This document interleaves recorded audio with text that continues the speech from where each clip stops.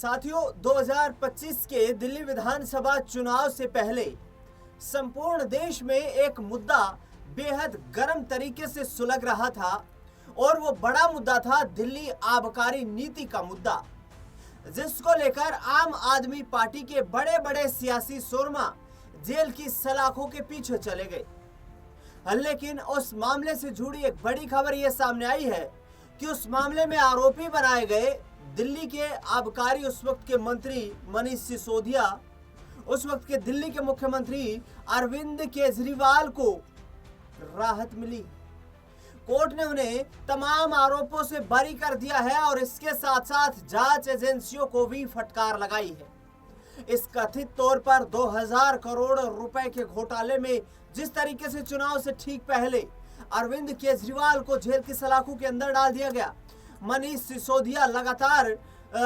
जिस तरीके से जेल की सलाखों के पीछे बंद थे, कोशिश ये करते रहे कि उन्हें जमानत मिल जाए, लेकिन उनकी पारिवारिक स्थिति को देखते हुए भी जमानत नहीं मिल पाई, क्योंकि prevention of money laundering act के तहत वो जेल की सलाखों के पीछे बंद थे। लेकिन अब सवाल ये उठ रहा है कि आखिरकार कोर्ट ने जिस तरीके से जांच एजेंसी को, सीबीआई को फटकार लगाई है, उसमें कोर्ट ने सीधे तौर पर यह कहा है कि एजेंसी की जो चार्जशीट है, आरोप पत्र जो है, उस आरोप पत्र में त्रुटियां हैं, यानी कि उस आरोप पत्र में जो साक्ष्य पेश किए गए हैं उसके आधार पर यह नहीं पाया गया है कि ये दिल्ली में आबकारी नीति घोटाला हुआ है, और जिसको लेकर के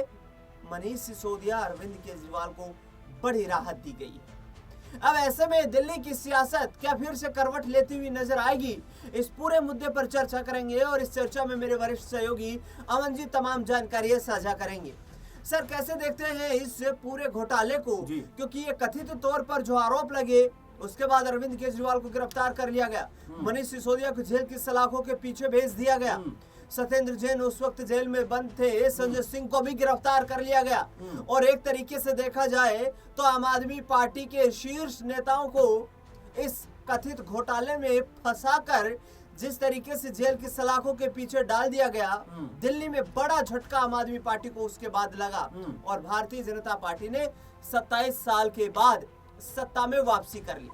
क्या मानते हैं आप, कोर्ट का जो फैसला आया है, तमाम आरोपों से जो बरी किया गया है यहाँ पर मनीष सिसोदिया और अरविंद केजरीवाल को, किस तरीके से देखते हैं? क्या ये राजनीति से प्रेरित मुद्दा था? देखिए दिनेश जी, बिल्कुल इस बात को लेकर सुबह से ही चर्चा चल रही, जब से ये मामला सामने आया, जब से अब कह सकते हैं कोर्ट ने बरी किया है पूर्व मुख्यमंत्री अरविंद केजरीवाल और पूर्व उप मुख्यमंत्री मनीष सिसोदिया को, तो एक बार फिर ये चर्चा इस समय आम होती हुई दिखाई पड़ती है कि क्या कोई राजनीतिक द्वेष के कारण, क्योंकि अरविंद केजरीवाल, मनीष सिसोदिया और आम आदमी पार्टी की तरफ से ये बात लगातार कही जा रही थी कि उनको एक राजनीतिक षड्यंत्र के तहत फंसाया जा रहा है, उसमें उनका कोई दोष नहीं है, आम आदमी पार्टी कट्टर ईमानदार पार्टी है, और तमाम तरह की बातें अरविंद केजरीवाल और मनीष सिसोदिया के बारे में कही जाती रही। लेकिन जिस तरह से हमने देखा इस पूरे तथाकथित घोटाले में अरविंद केजरीवाल और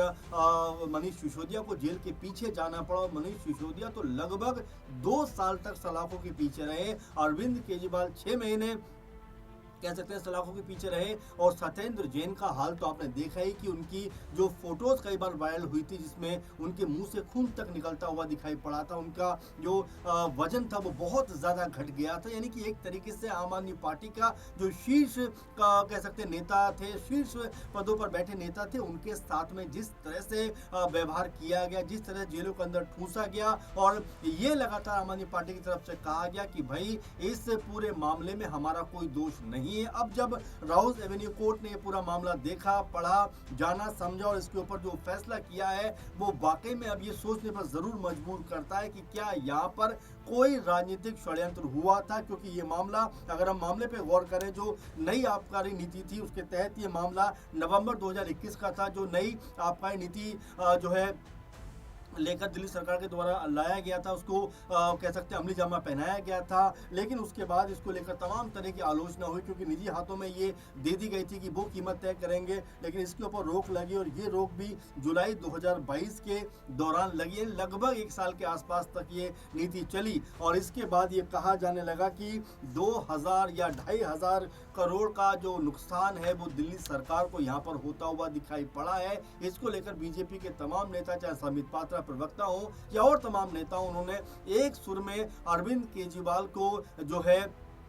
घोटालेबाज कहा, अरविंद केजरीवाल की पार्टी को भी घोटालेबाज कहा। लेकिन अब जब यहाँ पर कोर्ट में ये मामला कहीं ना कहीं अरविंद केजरीवाल के पक्ष में जाता हुआ दिखाई पड़ा और कोर्ट ने कहा कि भाई उनको बरी किया जाता है, तो समझ में ये आता है कि क्या कोई राजनीतिक रंजिश के तहत ही किया गया था। क्योंकि आपने जैसे कहा कि 27 साल के बाद दिल्ली की सत्ता पर बीजेपी का कब्जा हुआ है और ऐसे में अब जिस तरह से उनके ऊपर आरोप लगे थे तो जनता वाकई में उनसे रूठी थी कि भाई सरकार में बैठे हुए अगर लोग इस तरह घोटाला करेंगे तो उनको वोट नहीं दिया जाना चाहिए। सर मेरा सवाल ये भी रहेगा कि जैसे ये फटकार लगी है जांच एजेंसी को, कुछ दिनों पहले ही कोर्ट ने फटकार लगाई थी एक अन्य जांच एजेंसी ईडी को कि आप इस तरीके से यदि कार्रवाई करेंगे तो आपकी निष्पक्षता को लेकर सवाल खड़े होंगे जी। और अब सीबीआई को फटकार लगी है कि भाई आरोप पत्र जो दाखिल किया गया उसमें कोई सबूत ही नहीं है जिसके आधार पर यह तय किया जा सके कि अरविंद केजरीवाल और मनीष सिसोदिया की इस घोटाला यदि हुआ है तो भी उसमें कोई इन्वॉल्वमेंट है, कोई उनकी संलिप्तता है। बिल्कुल। तो ऐसे में क्या जांच एजेंसियां जो है उनकी क्रेडिबिलिटी पर अब सवाल नहीं खड़ा हो रहा है? और यदि उनकी क्रेडिबिलिटी पर सवाल खड़ा हो रहा है तो क्या जांच एजेंसियों को अब आने वाले वक्त में ऐसे कदम जो ये मुकदमे चल रहे हैं इस पर सबूतों के आधार पर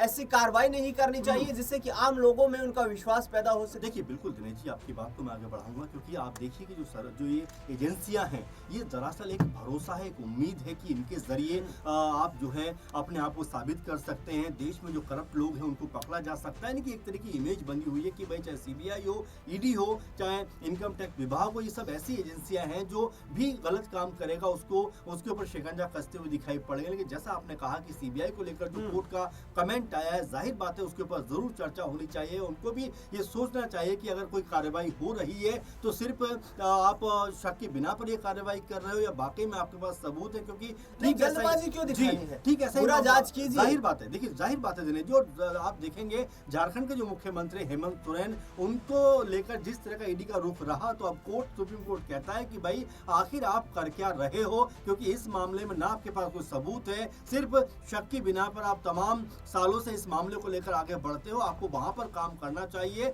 जहां पर कोई रिजल्ट मिले। जरा सोचिए दिनेश जी, कितना बड़ा कमेंट अपने आप में ये बन जाता है। लेकिन यहाँ अब एजेंसियों को भी सतर्क होने की जरूरत है। जाहिर बात है कि ऐसा ना हो कि वो कोई भी पॉलिटिकल जो हथियार है वो बनते हुए दिखाई पड़े, क्योंकि अमूमन हमने देखा है और ये कहा भी जाता है कि भाई जहां जहां चुनाव होता है वहां चाहे ईडी हो, सीबीआई हो, उनकी छापेमारी होती हुई दिखाई पड़ती है। सर मैं यहाँ पर रोकना चाहूंगा, एक और सवाल मेरे जहन में आ रहा है, वो ये है कि अब जो राउज एवेन्यू कोर्ट निचली अदालत है वहां से अरविंद केजरीवाल और मनीष सिसोदिया को राहत मिल जाने के बाद जो जांच एजेंसी सीबीआई को फटकार अदालत ने लगाई है,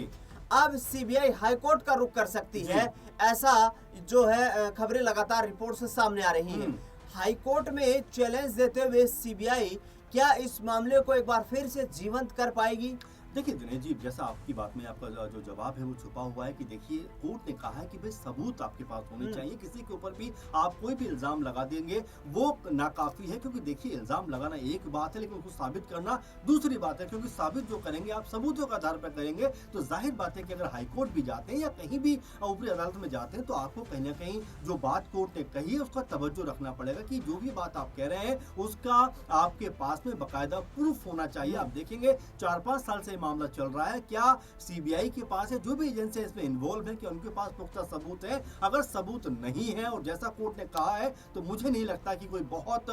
भरोसे के साथ में ऊपरी अदालत में सीबीआई या तमाम जो एजेंसियां हैं वो जाती हुई दिखाई पड़े, क्योंकि कोर्ट ने कहा है कि भाई जो आरोप आप लगा रहे हो उसका सबूत भी आप लेकर जरूर आइए। बिल्कुल, निचली अदालत से एजेंसियों को फटकार लगी है। अरविंद केजरीवाल, मनीष सिसोदिया, विजय नायर समेत तमाम नेता जो इस पूरे मामले में, पूरे प्रकरण में कहीं ना कहीं आरोपित थे, उनको यहाँ पर राहत मिली है। उन्हें तमाम आरोपों से बरी अदालत ने कर दिया है। देखना दिलचस्प होगा कि अब दिल्ली की सियासत में फिर से आम आदमी पार्टी कैसे बाउंस बैक कर पाती है। इस खास रिपोर्ट में फिलहाल के लिए इतना ही।